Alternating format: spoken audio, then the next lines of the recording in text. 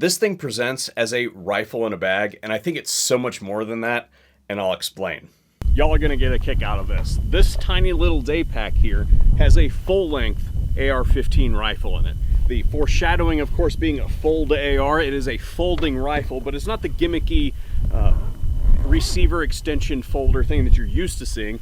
What FoldAR has done is come out with this product, which is the Mobetta, which has moved the folding point there towards the midpoint of the rifle. So whenever you do a folding rifle, you trade dimension here for dimension here while stored. And when you've got a folder here at the back, what you've done is basically just gone with the length of the receiver, because if you fold that down there, then you get the length of this, but you still got a considerable length in the barrel. What they've done is move that towards the midpoint, so we've maximally taken this dimension and moved it side by side, if that makes sense. The way they've accomplished this, if you see here, there's a press fit that basically holds the thing shut, and then we just slightly ride this bolt backwards, that will fold over, and then there is a locking mechanism right here. You basically pull that claw over, and now this gun is ready to rock and roll. So what we're gonna do is, we've got a few things to test on this rifle that I think you guys are gonna like. There's some hidden functionality in here that doesn't readily present itself on a first look that I think you guys are gonna like.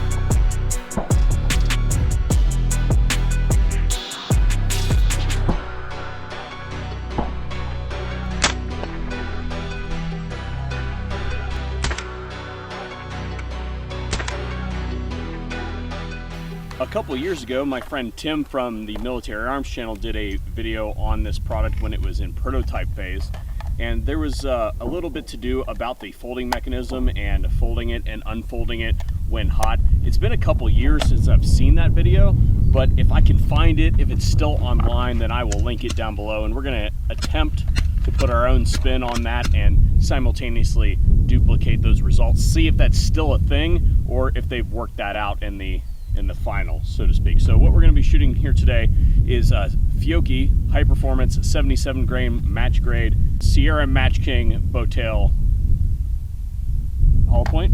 Yeah, hollow point. Okay, 50 yards, and I'll explain it as we go along.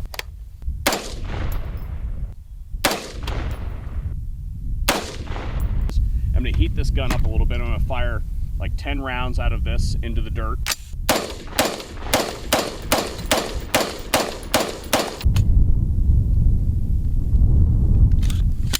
Unfolded.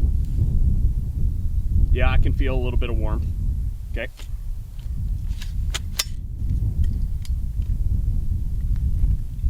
The same target, same distance.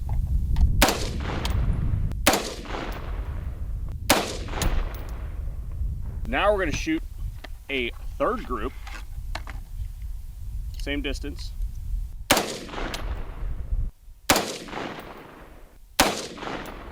First group, second group, third group. I would call this tight. I would call this loose. I would call this tighter than that.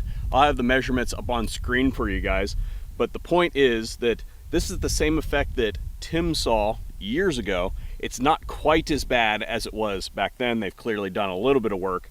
And now I'm gonna let that gun sit for 20 minutes, and then we're gonna come back and shoot another group. 1 decade later. We're gonna go ahead and fold it. Take our 3 rounds and shoot our next group.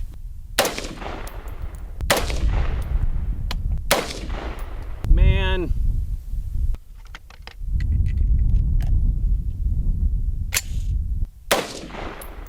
So, paid this one no mind, because that's actually the wrong type of ammunition.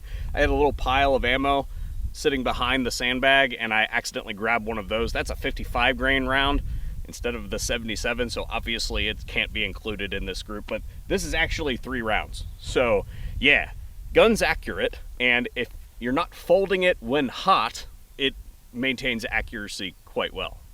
Okie daisy, folks. Well, what does that actually mean in terms of downrange accuracy? Well, I've taken 20 rounds of that match grade ammunition, I've put it in the rifle, and we're going to shoot this 450-yard target down here.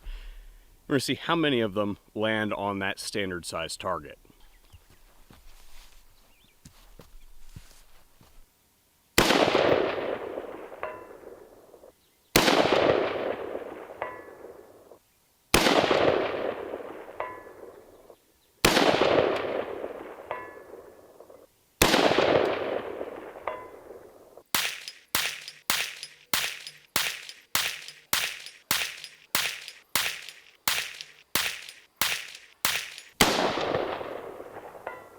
Well, I think that you guys can hear the answer just as well as I can, but let's go downrange and take a look and see what we did. Yeah, I'm going to consider that pretty good performance. And so supremely accurate rifle that I'm very happy to see, especially considering that we've deviated quite considerably from the standard model, if you will.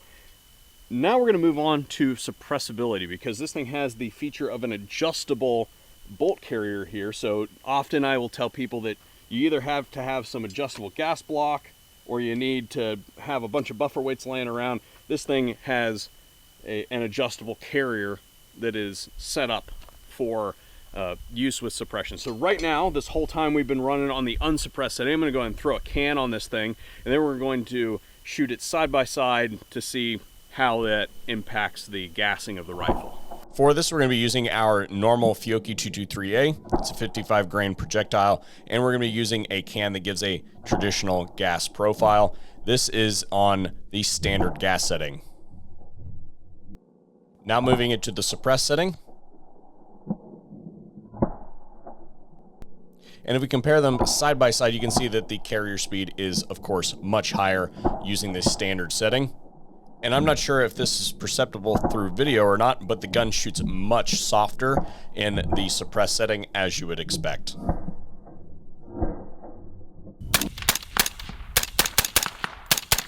But wait, there's more. Look here on this side, you'll see that this whole folding thing is sort of held together with a pivot pen on this side.